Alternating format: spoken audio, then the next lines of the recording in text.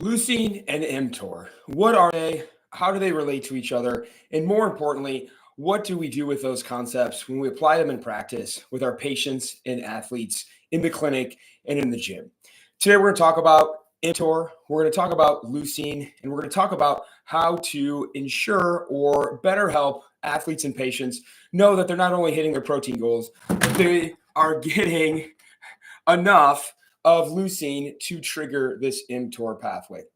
So this morning, we will start very nerdy, very scientific, but I promise you, if biochemistry makes you nervous, anxious, bored, sleepy, we will get to the practical part relatively quickly. So stick with me. So let's start from the top. What is mTOR? What does that mean? mTOR is an acronym that stands for the mammalian target of rapamycin, mTOR. So if you don't know what rapamycin is, it's an antibiotic. It's an antifungal that was discovered in the 1970s on Easter Island. And initially, researchers injected mice with this antifungal antibacteria and found that it halted cellular division. So it stopped aging, and more importantly, it stopped cancer cells from proliferating. So it stopped the malignant spread of cancer. However, they also found in the doses they delivered that were therapeutic effectively at fighting cancer, it also stopped all cellular metabolism, which is not great, right? To not stop the cancer, but also stop the organism completely. And so they better understood this metabolic pathway that is actually the key metabolic pathway that ensures the survival of our individual cells across our body. How it upregulates protein and lipid synthesis to create growth, to create ATP, to essentially power our cells, power our muscles, power our brain, power everything. It also has an opposite effect that it naturally downregulates any sort of pathway that causes apoptosis or cellular death. So it plays a key role in ensuring our cells grow enough to support what we're doing, but not too much to allow for the spread of things like cancer. This pathway is initiated anytime we perform exercise that challenges the structural integrity of our muscular cells. So what would we consider resistance training in the gym or functional stuff in real life, like picking up a bunch of stuff over and over again and causing a lot of muscular breakdown. We can, however, also trigger it anytime we eat protein, a specific amount of protein and a specific type of protein, which we'll talk about here in a second. And so combining those two things together, that this pathway is activated either after eating protein or after performing enough resistance type exercise to cause a challenge to our system, we might consider this being what we have traditionally called the anabolic window, that doing something that challenges our muscles and then eating protein results in a really high-grade activation of this mTOR pathway. It has many other benefits. It helps muscles and tendons grow and repair. It helps regulate insulin in our body so that we're able to use it as needed to create upregulation and downregulation of glucose in and out of our cells. It helps create mitochondria. So for those folks doing a lot of conditioning, a lot of endurance work, it helps mitochondria proliferate and increase the aerobic capacity of the individual organism. And it also plays a role in cognitive function. Now, how do we activate it? Really good research for many decades, but a really great paper that came out this year in the Journal of Nature Metabolism, Zhang et al. 2024. We'll post the link on this video over on Instagram for those interested, finding that what we've kind of known for a long time, that we do have a protein threshold we need to cross to begin the repair process. In this study by Zhang and colleagues, finding that only a level of 25 grams in one sitting was enough to fully activate the mTOR pathway. And then some other research studies showing that specific types of protein actually have to be consumed to fully activate it. So that's mTOR. What is leucine? Leucine is one of the three essential branch-chain amino acids alongside valine and isoleucine. This chemical, this amino acid, is used by skeletal muscle to create the energy that we need during exercise. Now, in its relationship to mTOR, we do need to consume also a base amount of leucine inside that general protein feeding to fully activate that mTOR pathway, fully activate cellular growth and healing of muscles, tendons, etc. And they have found in research that we need to eat 2.5 to 3 grams of leucine in that same 25-gram feeding to fully activate that pathway at its fullest potential. And now that's tougher than it seems. And so what I'm going to do right now is break down all the foods where you can find leucine. The first thing to note is it's not many. It's about a dozen. It's some combination of either supplementation, red meat, or plants, but not plants, not green leafy vegetables, specifically plants like we might find oats, soybeans, beans, lentils, that sort of thing. So in a 100-gram serving of the following food items, you will get a certain amount of leucine inside of that serving. And what I want you to take away from this is that if you're not diligent about it, you can eat a lot of protein, but not eat enough leucine to fully activate that mTOR pathway. So in a 100-gram serving of whey protein, for example, there are 10 to 12 grams of leucine. That definitely checks the box on the 2.5 of 3 grams needed to activate mTOR. But when we get away from supplementation, it kind of really falls off a cliff. That in that same 100-gram serving for soy protein, you only get about 7 grams of leucine, still enough. Pea protein, 6 grams. And now as we get into away from supplementation, away from concentrated protein and actual food, a 3.5-ounce serving of beef only has 1.7 grams of leucine. So not enough to fully activate that pathway. You would need to eat essentially a double serving. You need to ensure that you eat maybe 7 to 8 ounces of beef in one sitting to activate that pathway. Peanuts, similar, 1.6 grams. Salmon, 1.6 grams. Eggs, 1.4 grams. And then as we get into our non-meat option, oats, 1.2 grams. Soybeans, 0.9 grams. And then lentils and beans and corn, 0.5 grams. So we understand that if we're not going to eat meat, we either need to look at supplementation or we need to realize we need to consume a lot of those lentils, those beans, those oats, several hundred grams to reach that leucine threshold to activate mTOR. So I don't want to tell you it's not possible to do this on a vegetarian or vegan diet. It certainly is. You just need to eat a lot more food, which means you're primarily going to be eating protein and carbohydrates with little room for fat in your diet.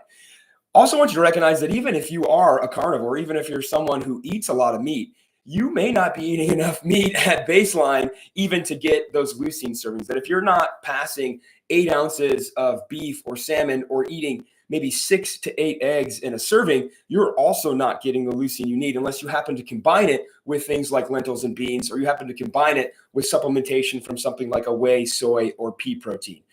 Because you need to eat 12 to 16 ounces of those vegetable-based options, 6 to 8 ounces of those meat-based options to cross that threshold, which tends to be a pretty hearty meal. And what that tells us is that some sort of supplementation for the average person throughout their day at some point is likely going to be required to maximize mTOR. Because again, we can run the risk of getting enough protein in one meal, but not getting enough leucine and not taking advantage of that mTOR pathway.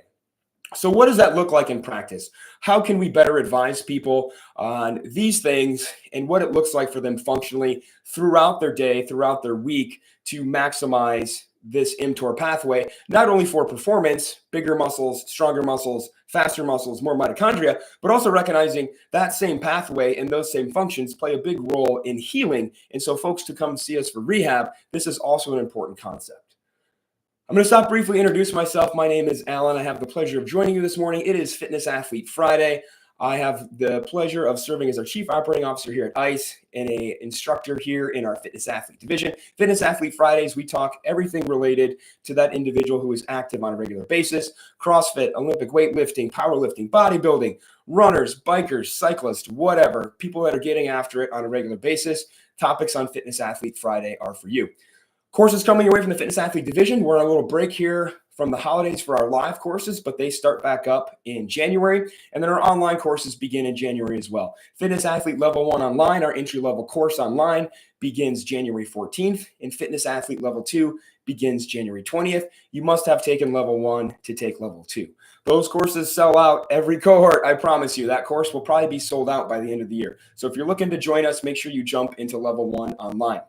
We do have a price increase coming at the end of the month. On January 1st, all of our courses priced at $695 will go up to $750. If you see a course you want right now, you can buy it at the 2024 rate. And if there's not a course you like, you're waiting for something to come up at a different time, a different location, new this year, we have the option to buy a course credit where you can get a coupon code to use all of next year towards a course at the current rate of $695. So check out patnice.com for more details. Okay, why should you care about all this biochemistry? Hopefully, you haven't nodded off. Hopefully, you're not driving and you have nodded off. How do we combine this knowledge and put it into a practical package for our patients and athletes? That we need to help them understand, and maybe us is someone we need to better understand, that we really need to better and more diligently structure not only what we eat, but the source of what we eat and when we eat it throughout the day if we're truly looking to maximize this mTOR window and trying to keep it going as long as possible, trying to facilitate long periods of tissue growth and healing throughout our day. That the protein amount is important, yes, but the source is also just as important. That you can eat a full bowl, a giant bowl of high protein vegetables, but not get enough leucine to activate mTOR. And again, like we talked about, for that matter, you can eat some meat, but not eat enough of it to activate that pathway fully. Meal consumption timing really matters for those individuals who are looking to take it to the next level, folks who are maybe working to modify around an injury and stay in the gym, stay on the bike, stay on the road, whatever it is around an injury. They're trying to modify and continue training as that injury heals. This is also very important for those folks. What does that window look like? What does stretching mTOR throughout the day look like? It looks like consuming your protein in chunks. That if we spread it out every 3 hours, we have some really good research back in 2013 from Arita and colleagues, the Journal of Physiology, studying a couple different groups. Studying a group that got 25 grams of protein every 3 hours for 4 servings throughout the day, or a group that ate 10 grams of protein every hour and a half throughout the day, or a group that only ate twice, 40 grams every 6 hours. Finding that the group that ate more frequently, the group that ate about 25 grams every 3 hours for 12 hours, had 200% improved rates of mTOR activation and protein synthesis as compared to the control group, and about 50% more than the other two groups. So their two groups still had improved rates, but the smaller feeding, the folks breaking their meals across 12 hours, into chunks of 25 grams or so every 3 hours, had the greatest rates of protein synthesis. We know that consuming a large amount of protein at one time does improve protein synthesis. However, we need to think about eating a bunch of protein at once is a giant spike on a graph that kind of slowly fades off. Versus if we can spread that protein across multiple feedings throughout the day, we may not see an initial spike, but we see a rather even distribution of protein synthesis that's going to result in a higher rate of muscular growth and repair across our day than if we just eat giant chunks very infrequently.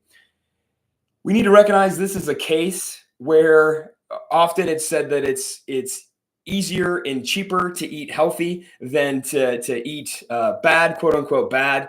And that's not the case here, right? A common myth is that it's expensive and tough to eat a poor diet, and it's cheap and easy to eat things like meat and vegetables.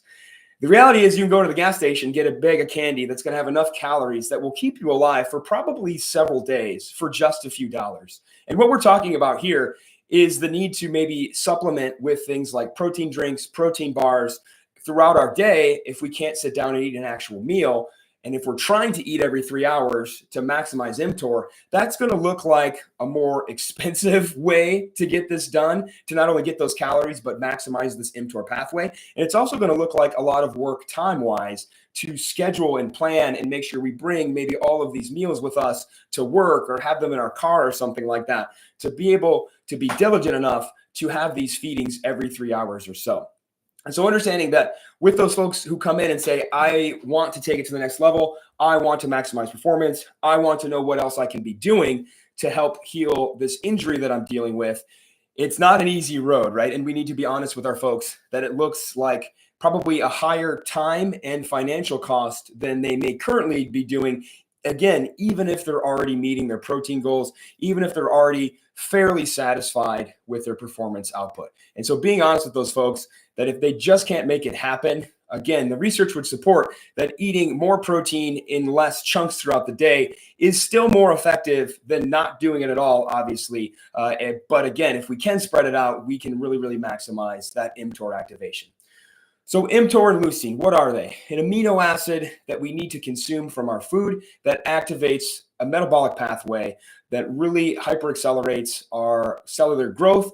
And in the context of rehab and fitness, makes bigger, stronger, faster muscles, helps heal injuries faster, plays a role in cognitive health as well, helping athletes and patients understand that it's not just enough to meet protein goals. Not only getting enough, but the source and the timing matters as well. And being able to have those conversations with those individuals if they come to you and they're looking to do something a little bit higher level with their nutrition. I hope this was helpful. I hope you have a wonderful Friday, a great weekend. If you have questions about this, drop them on Instagram. I'll answer them, and I'll post the links to the research articles that we referenced as well. Have a great day. Bye, everybody.